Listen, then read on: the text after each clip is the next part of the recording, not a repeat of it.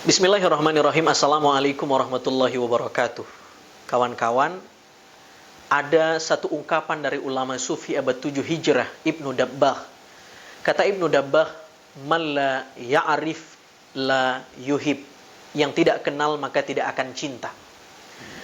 Berbicara tentang cinta, cinta itu adalah sesuatu yang bersifat kosmis. Artinya semua yang eksistensi di dunia ini, semua yang maujud di muka bumi Allah ini tidak bisa dilepaskan dari persoalan cinta. Semuanya berbicara cinta. Bahkan Tuhan sendiri punya satu asma, yaitu Al-Wadud, sumber cinta sekaligus objek yang harus kita cintai. Karena itu kita tahu salah satu modal terbesar yang diinstal oleh Tuhan ke dalam jiwa manusia adalah cinta. Nah, kalau kita tahu bahwa dia adalah modal terbesar, harusnya kita bisa gunakan cinta ini sebagai alat untuk mendapatkan apapun yang kita inginkan. Kalau kita ingin menaklukkan seseorang, jangan taklukkan dia dengan fisik, harta, senjata, dan kekuatan. Karena boleh jadi orang itu tunduk pada Anda, tapi ketundukannya bersifat semu dan sementara. Dia tunduk dalam waktu yang tidak lama, tapi di saat yang sama, dia juga menyimpan dendam di dalam dada. Tundukkan dia dengan cinta, karena cinta berhasil membuat yang kusut menjadi rapi, yang beku menjadi cair, yang keras menjadi lunak, yang marah menjadi rahmah. Saudara yang dimuliakan Allah Subhanahu wa Ta'ala, hari ini kita terlahir karena asbab cinta. Cinta dari dua makhluk Allah, ayah dan ibu kita. Karena itu sayang rasanya kalau modal cinta ini tidak kita gunakan untuk beribadah kepada Allah Subhanahu wa Ta'ala. Tema kita kali ini adalah berpuasa dengan cinta. Bagaimana sesungguhnya berpuasa dengan cinta? Saya coba ingin merumuskan dengan meminjam 3 huruf preposisi harful jar dalam ilmu sintaksis bahasa Arab. Walaupun harful jar, kata depan atau huruf preposisi ini punya banyak sekali. Misalnya Ibnu Hisham dalam Audahul Masalik mengatakan ada 20 harful jar. Saya tidak menggunakan 20 huruf itu semuanya, cukup 3 saja. Yaitu min, ila, dan lam. Min berarti dari, ila berarti kepada, lam berarti untuk. Bagaimana berpuasa dengan cinta?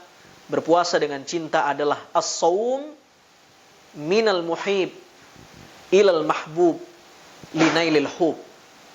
Orang yang berpuasa dengan cinta adalah mereka yang berpuasa dan puasanya lahir dari ekspresi seorang kekasih, dan dia melakukan puasa itu untuk yang dia kasihi, dan dia melakukannya juga untuk mendapatkan cinta dari kekasihnya. Kawan-kawan yang dimuliakan Allah Subhanahu wa Ta'ala, kita akan coba bahas sedikit. Yang pertama, min.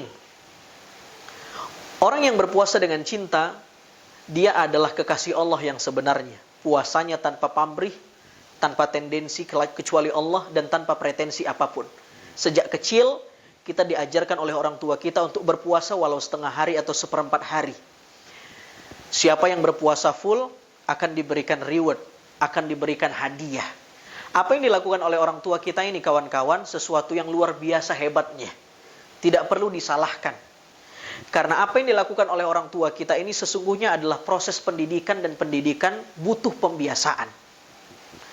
Pada tahap itu, di masa-masa usia kita masih kecil, maka cara mendidik seperti ini masih terbilang wajar. Tapi kemudian kalau hasil dari pendidikan orang tua kita ini berlanjut sampai kita dewasa hari ini, berpuasa tapi karena ingin pamrih, ini yang kemudian keliru dan hampir tidak dibenarkan. Kawan-kawan yang dimuliakan Allah Subhanahu wa Ta'ala, berpuasa dengan cinta adalah berpuasa dari seorang kekasih. Yang kedua, berpuasa minal muhib ilal mahbub. Tujuannya, motivasinya, dafi'ul ubudiyahnya hanya karena Allah Subhanahu wa Ta'ala. Ilal mahbub.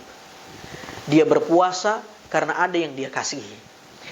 Kata Ibnu Sina, motivasi orang beribadah itu beraneka ragam. Ada orang beribadah karena dia takut neraka Allah. Orang yang seperti ini ditamsilkan oleh Ibnu Sina, dia takut dengan neraka seperti layaknya seorang karyawan loyal bekerja karena dipantau oleh CCTV atau tuannya. Motivasi ini bagus, tapi tidak sempurna. Yang kedua, orang beribadah karena ingin surga. Tidak juga salah, karena memang Allah yang janjikan siapa yang beribadah akan mendapatkan surga.